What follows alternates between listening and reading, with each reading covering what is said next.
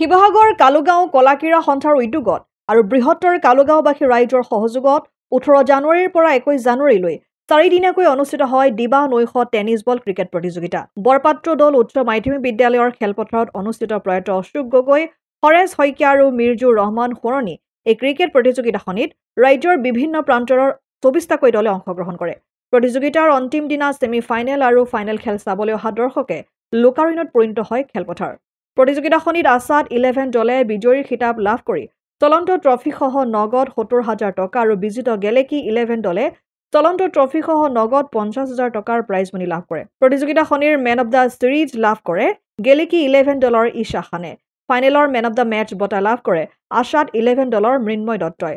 Final খেলৰ পূৰ্বে আয়োজিত সাংস্কৃতিক কাৰ্যসূচীত গামোচা, হুঁচৰি দলৰ বিহু প্ৰদৰ্শন, যোগাসন আৰু নৃত্য আদি প্ৰদৰ্শন কৰা হয়। প্ৰতিযোগিতাখনিৰ লগত সংগতি ৰাখি কালুগাঁও কলাকিৰা সন্থাৰ প্ৰাক্তন শৰীৰ চৰ্চা আৰু যোগাসন খেলুৱৈসকলক সম্বৰ্ধনা জনোৱা হয়। শিৱসাগৰৰ পৰা সৈয়দ মুস্তাকুৰ ৰহমানৰ ৰিপৰ্ট, অসম আদিত্য। NKS হুণ্ডাইলৈ স্বাগতম। নৰ্থ ইষ্টৰ প্ৰথম GDSI 2.0 ফিচাৰ্ছ ডিলাৰ হৈছে NKS হুণ্ডাই। অত্যাধুনিক সা সুবিধাৰে তৈয়াৰী মষ্ট আপডেটেড হুণ্ডাই ডিলাৰ এতিয়া ডিব্ৰুগড়ত। আমাৰ NKS হুণ্ডাই ডিলাৰত open sales consulted room, customer ৰুমৰ লগতে পুৰণি গাড়ীৰ এক্সচেঞ্জ ফেচিলিটিও ৰখা হৈছে।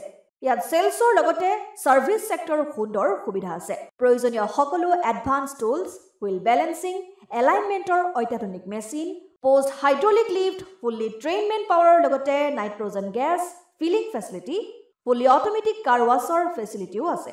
লগতে NKS হুণ্ডাই ডিলাৰে কাষ্টমাৰসকলৰ সুবিধাৰ্থে মোবাইল ছাৰ্ভিচ ভেনৰো ব্যৱস্থা ৰাখিছে, য'ত হাইড্ৰলিক লিফ্ট, ৱাশ্বিং facility, wheel balancing, tyre pressure check কৰাৰ লগতে বহুখিনি সুবিধাই উপলব্ধ আছে। NKS হুণ্ডাইলৈ আহক আৰু সুবিধাসমূহ গ্ৰহণ কৰক।